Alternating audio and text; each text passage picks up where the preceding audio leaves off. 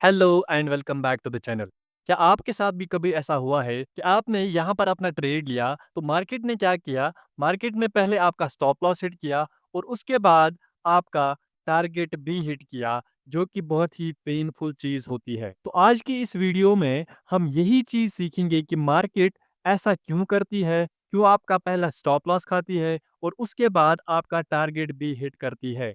और इस वीडियो में हम सीखेंगे कैसे आप इन ट्रैप्स से बच सकते हो और जो इसके पीछे छुपा हुआ एक कंसेप्ट है उसे हम कहते हैं लिक्विडिटी। तो आज की इस वीडियो में हम सीखेंगे कि लिक्विडिटी होती क्या है और आप लिक्विडिटी को चार्ट्स पर कैसे रीड कर सकते हो। कौन सी ऐसी लेवल्स होती है जहां पर लिक्विडिटी ज्यादा होती है और कौन सी ऐसी लेवल्स होती है जहां पर लिक्विडिटी कम होती है। और लास्ट पे हम सीखेंगे, जो कि बहुत ही ज्यादा इंपॉर्टेंट रहने वाला है, कि हम लिक्विडिटी को ट्रेड कैसे करते हैं और लिक्विडिटी ट्रैप से हम कैसे बचते हैं। तो आज की वीडियो आपके लिए बहुत ही ज्यादा इंपॉर्टेंट रहने वाली है, तो वीडियो को लास्ट तक जरूर देखना। चलिए शुरू करते हैं। तो सबसे पहले हम सीखेंगे कि लिक्विडिटी होती क्या है। तो लिक्विडिटी में आपको एक एग्जांपल से समझाऊंगा। मान लो हमारे पास 10 वाटर बॉटल्स हैं और हमें इन 10 वाटर बॉटल्स को बेचना है, यानी कि सेल आउट करना है। तो हम क्या काम करेंगे, हम इन 10 वाटर बॉटल्स को सेल आउट किस जगह पे करेंगे? हम उस जगह पे जाएंगे जहां पर हमें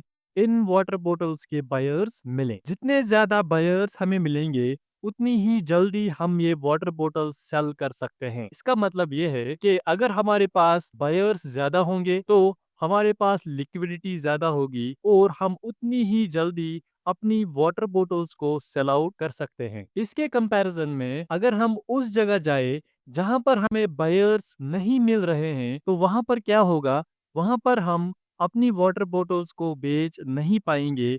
यानी कि वहां पर लिक्विडिटी कम होगी क्योंकि बायर्स कम है तो हम अपने वाटर बॉटल्स को सेल आउट नहीं कर सकते हैं। तो इन सिंपल वर्ड्स, लिक्विडिटी का मतलब है कि हाउ इजीली आप कोई चीज खरीदोगे या बेचोगे without affecting the price of the product. तो जहां पर लिक्विडिटी ज्यादा होगी वहां पर बायर्स ज्यादा होंगे और हम अपनी चीजें जल्दी जल्दी सेल आउट कर सकते हैं। और इसी का अपोजिट अगर देखें, जहां पर बायर्स कम होंगे वहां पर लिक्विडिटी कम होगी और वहां पर हम अपनी प्रोडक्ट सेल आउट नहीं कर सकते हैं क्योंकि वहां पर लिक्विडिटी कम होती है।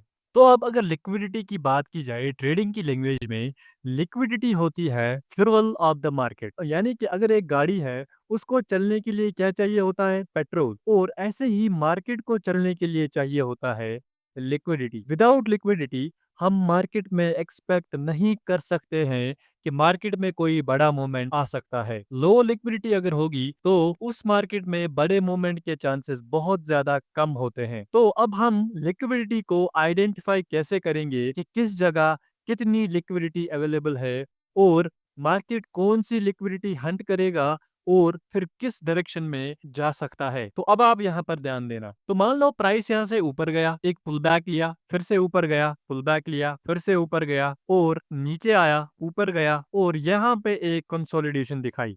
अब यहीं पर लिक्विडिटी का खेल शुरू होता है। अब यहाँ पर आप ध्यान देना। मान लीजिए ये एक अप ट्रेंड चल रहा है, तो अप ट्रेंड में क्या बनते हैं?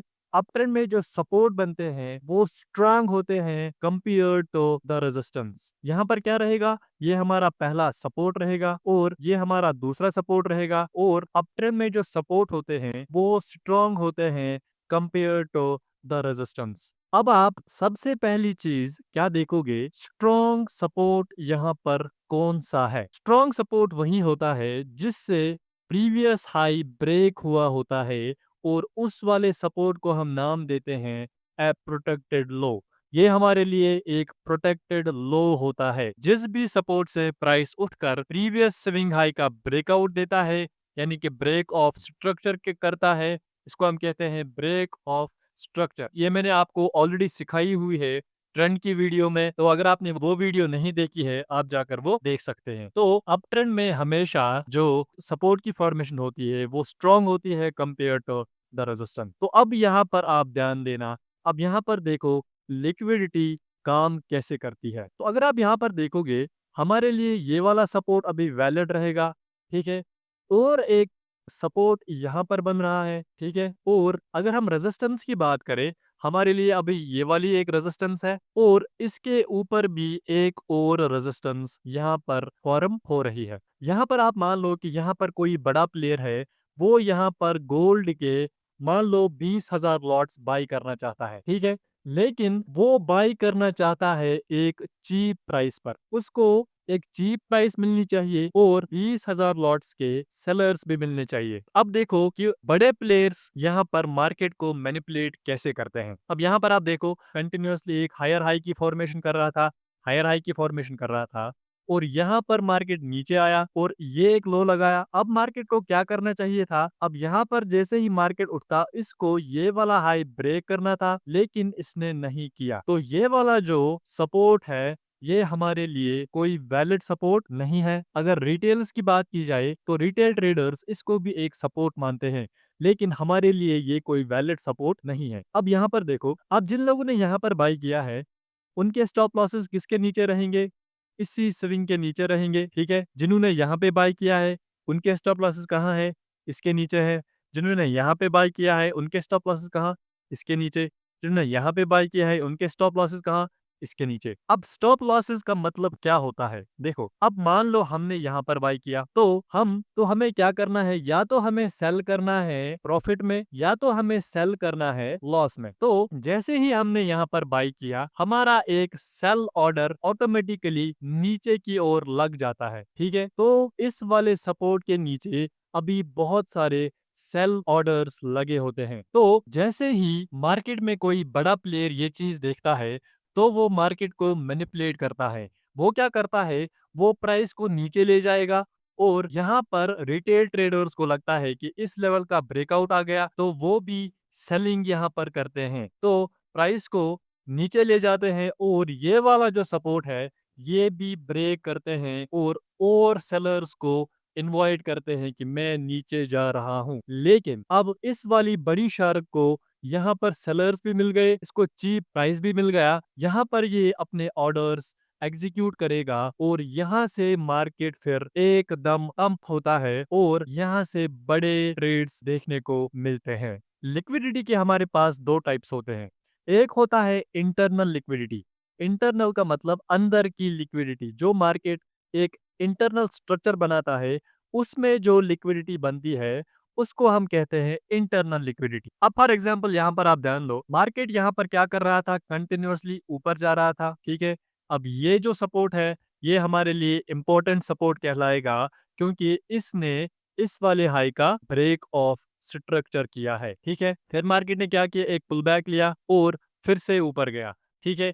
अब ये वाला सपोर्ट भी हमारे लिए इंपॉर्टेंट है, क्योंकि इसने इस वाले स्विंग का ब्रेक ऑफ स्ट्रक्चर किया। अब यहाँ पर आप ध्यान दो, यहाँ पर देखो कि इंटरनल लिक्विडिटी हम किसको कहते हैं। अब जैसे ही यहाँ से ये वाला प्राइस नीचे आया, अब इसको क्या करना था? इसको इस वाले हाई को ब्रेक करना था, लेकिन इसने नहीं किया। अब यहाँ पर ये जो कंसोलिडेशन हो रही है, ठीक है? ये कंसोलिडेशन, इसको हम कहते हैं मार्केट का इंटरनल स्ट्रक्चर, ठीक है? मार्केट का इंटरनल स्ट्रक्चर। अब इसमें क्या-क्या लिक्विडिटी बनती है? देखो, इसमें बायर्स की भी लिक्विडिटी है और इसमें सेलर्स की भी लिक्विडिटी है। जिन्होंने यहाँ पे सेल किया है, उनके स्टॉप लॉसेस कहाँ है? इस स्विंग हाई के ऊपर। और जिन्होंने यहाँ पर बाई किया है, उनके स्टॉप लॉसेस कहाँ है? इस स्विंग हाई के नीचे। और जिन्होंने यहाँ पर सेल किया है, उनके स्टॉप लॉसेस कहाँ है? इस स्विंग हाई के ऊपर। तो यही लिक्विडिटी, इसी लिक्विडिटी को हम नाम देते हैं इंटरनल लिक्विडिटी। अब जो एक्सटर्नल लिक्विडिटी होती है, वो होती है इंपॉर्टेंट जोन्स पे, यानी कि स्ट्रॉन्ग सपोर्ट पे और स्ट्रॉन्ग रेजिस्टेंस पे, या किसी डिमांड जोन पे, तो या किसी सप्लाई जोन पे एक्सटर्नल लिक्विडिटी प्रेजेंट होती है। तो अब मैं कुछ लाइव एग्जांपल्स आपको दिखाऊंगा गोल्ड की, जिसपे हमने आज ही ट्रेड लिया है और कल भी हमने लिक्विडिटी बेस्ड ट्रेड ही लिया है। वो मैं आपको सिखाऊंगा और आखिर पर इसकी स्ट्रैटेजी भी सिखाऊंगा कि इसको हम ट्रेड और एग्जीक्यूट कैसे करते हैं। तो ये है गोल्ड का चार्ट, 1 आवर टाइम फ्रेम पर हम देख रहे हैं। तो अगर हम इसका मेजर ट्रेंड देखें गोल्ड का, वो अप ट्रेंड चल रहा है, ठीक है? तो यहाँ पर प्राइस नीचे आ रहा था, नीचे आ रहा था और यहाँ पर प्राइसेस ने क्या किया? ऊपर गया, नीचे आया और यहाँ से लगातार एक अप रैली दी। यहाँ पर इसका ब्रेक ऑफ स्ट्रक्चर किया। तो मैंने आपको समझाया है कि जिस लेवल से ब्रेक ऑफ स्ट्रक्चर होता है वो लेवल हमारे लिए इम्पोर्टेंट रहती है, यानी कि ये वाला जो सपोर्ट है ये हमारे लिए एक इम्पोर्टेंट जोन है, ठीक है। तो अगर आप उसके बाद देखोगे प्राइस ने जैसे ही इसका ब्रेक ऑफ स्ट्रक्चर किया, ठीक है, तो प्राइस ने यहाँ पर एक पुल बैक दिखाया। अब यहाँ पर बहुत सारे ट्रेडर्स कंफ्यूज होते हैं कि यहाँ पर मार्केट तो लोअर हाइज दे रहा है, लोअर हाइज देता है, क्या यहाँ से एक डाउन ट्रेंड की शुरुआत हुई है? ऐसा नहीं है, ऐसा बिल्कुल भी नहीं होता है कि आप छोटे टाइम फ्रेम पर देखो कि मार्केट कंटिन्यूअसली लोअर हाइज दे रहा है। ये सिर्फ होती है लिक्विडिटी जनरेट करना। जब प्राइस यहाँ से ऊपर जाता है तो ये वाली लिक्विडिटी हंट करने के लिए ऊपर जाता है, तो तभी ऐसा कुछ स्ट्रक्चर मार्केट बना के देता है। तो अब आप यहाँ पर ध्यान दो, मार्केट जैसे ही यहाँ से नीचे आया, नीचे आया, नीचे आया और हमारे इस जोन को टैप किया। ये देखो, ये हमारा एक डिमांड जोन था। इसको जैसे ही टैप किया तो यहाँ से एक अप रैली शुरू हुई और यहाँ पर क्या किया? ब्रेक ऑफ स्ट्रक्चर किया। तो अब ये जो लेवल है हमारे लिए इंपॉर्टेंट जोन है, ठीक है। तो अगर हम छोटे टाइम फ्रेम पर शिफ्ट हो जाएं, मैं आपको छोटे टाइम फ्रेम पर कल का ट्रेड दिखाऊंगा कि कल गोल्ड ने एक लिक्विडिटी स्वीप के बाद इतना बड़ा मूवमेंट दिया था जो कि हम नहीं ले पाए थे, लेकिन मैं आपको दिखाना चाहूंगा। तो यहाँ पे आप देखो, ये गोल्ड का 5 मिनट का टाइम फ्रेम है, ये कल का ट्रेड है। कल का ट्रेड मैं आपके साथ शेयर कर रहा हूँ। अगर आप यहाँ पर देखोगे कि मार्केट नीचे जा रहा था, नीचे जा रहा था, नीचे जा रहा था, ठीक है। मार्केट ने यहाँ पर एक सपोर्ट लिया, उसके बाद क्या किया? यहाँ पर ऊपर की डायरेक्शन में जाने लगा और एक सपोर्ट यहाँ पर फॉर्म किया। तो उसके बाद यहाँ पर कंटिन्यूअसली मार्केट क्या कर रहा था? मार्केट यहाँ पर कंटिन्यूअसली बायर्स को इनवाइट कर रहा था कि आओ मैं ऊपर जा रहा हूँ। लेकिन उसके बाद यहाँ पर मार्केट ने क्या किया? मार्केट यहाँ पर नीचे आया, ऊपर गया, नीचे आया और इन लोगों के स्टॉप लॉसेस खाए, ठीक है।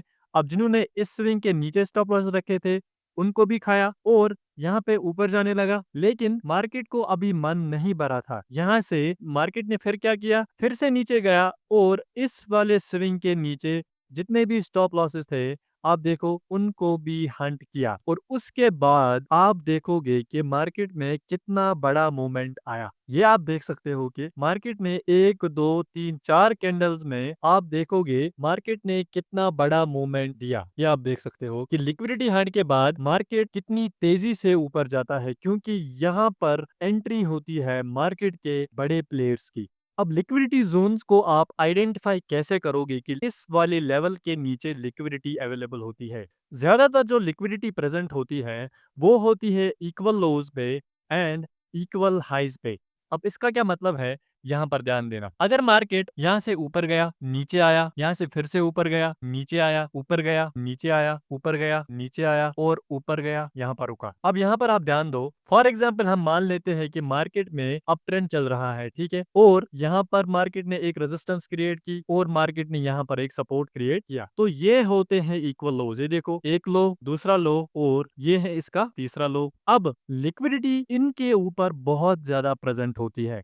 फॉर एग्जाम्पल जिन्होंने यहाँ पे बाई किया, स्टॉप लॉसेस यहाँ, जिन्होंने यहाँ बाई किया, स्टॉप लॉसेस यहाँ, जिन्होंने यहाँ पे बाई किया, स्टॉप लॉसेस यहाँ। अब मार्केट का एक रूल ये है कि मार्केट कभी भी लिक्विडिटी हंट करने के बगैर अपनी रियल डायरेक्शन नहीं देगा। अगर ये एक अप ट्रेंड चल रहा होता तो मार्केट यहाँ पे क्या करता? मार्केट पहले नीचे आता, इनके स्टॉप लॉसेस खाता और फिर ऐसा कुछ स्ट्रक्चर बना के ऊपर की लिक्विडिटी खाता। अगर ये डाउन ट्रेंड चल रहा होता तो मार्केट पहले ऊपर जाता और फिर ऐसा कुछ स्ट्रक्चर बना के डाउन साइड की लिक्विडिटी लेने के लिए जाता। मार्केट कभी भी इन लोज को ऐसे ही नहीं छोड़ेगा, क्योंकि इन लोज में बहुत ज्यादा अट्रैक्शन होती है। मार्केट इनके पास जरूर जाता है। अगर यहाँ पर आप देखोगे मार्केट यहाँ पे ऊपर गया, नीचे आया, ऊपर गया, नीचे आया, यहाँ पर फिर से ऊपर गया और यहाँ पर अगर हम देखेंगे ये एक इक्वल लो है, ठीक है। फिर मार्केट ने यहाँ पर क्या किया? एक डाउन मूव दिया, फिर से ऊपर गया। अब यहाँ पर देखो यहाँ पर हुआ क्या है। अब ये देखो, जैसे ही मार्केट ऊपर गया, ऊपर गया, अब यहाँ पर क्या थे? इक्वल लोज थे। ये था पहला लो और ये था दूसरा लो। अब जैसे ही मार्केट यहाँ ऊपर गया, इनके स्टॉप लॉसेस उड़ाए। देखो यहाँ पर ये वाली रेजिस्टेंस थी और इनके स्टॉप लॉसेस खाए। यहाँ पर एक क्लियर रिजेक्शन दिखी। लिक्विडिटी स्वीप के बाद देखो कितना अच्छा कैंडल बना और उसके बाद ही प्राइस नीचे की डायरेक्शन में चला गया है। तो लिक्विडिटी स्वीप के बाद ही एक अच्छा मोमेंटम देखने को मिलता है। ये एक और एग्जांपल मैं आपको दिखाऊँगा। ये है यूरो यूएसडी का चार्ट 1 आवर के टाइम फ्रेम पर। तो अगर आप यहाँ पर देखोगे कि मार्केट कंटिन्यूअसली नीचे जा रहा था और नीचे जा रहा था, नीचे जा रहा था। तो यहाँ पर मुझे आपको एक चीज़ सिखानी है कि क्यों हमें देखना पड़ता है कि स्ट्रॉन्ग सपोर्ट कौन है और स्ट्रॉन्ग रेजिस्टेंस कौन-सी है। तो अगर आप यहाँ पर देखोगे, मार्केट ने यहाँ पर क्या किया? एक ब्रेक ऑफ स्ट्रक्चर किया, ठीक है? तो हमारे लिए ये एक स्ट्रॉन्ग रेजिस्टेंस है, ठीक है? और मार्केट ने यहाँ पर एक पुल बैक दिया और यहाँ पर नीचे आया। यहाँ पर नीचे आने के बाद यहाँ पर मार्केट ने ब्रेक ऑफ स्ट्रक्चर नहीं किया, ठीक है? तो उसके बाद अगर आप देखोगे कि जिन्होंने यहाँ पर सेलिंग की थी, उनके स्टॉप लॉसेस कहाँ थे? उनके स्टॉप लॉस इसी स्विंग के ऊपर थे। तो मार्केट देखो, मार्केट ने यहाँ पर क्या किया? मार्केट ने यहाँ पर ऊपर जाके उनके स्टॉप लॉसेस खाए और फिर नीचे की डायरेक्शन में मार्केट गया है। तो यही इंपॉर्टेंस होती है कि आपको ये चीज़ देखनी होती है कि मार्केट में कौन-सा वैलिड रेजिस्टेंस है कि जिसके ऊपर हम अपना स्टॉप लॉस रख सकें, जो सेफ हो, ठीक है? अब आधे लोग रैंडमली ट्रेड्स लेते हैं और यहाँ पर अपना स्टॉप लॉस रख लेते हैं। तो उनके स्टॉप लॉसेस इजीली हिट होते हैं और फिर मार्केट अपनी ओरिजिनल डायरेक्शन दिखाता है।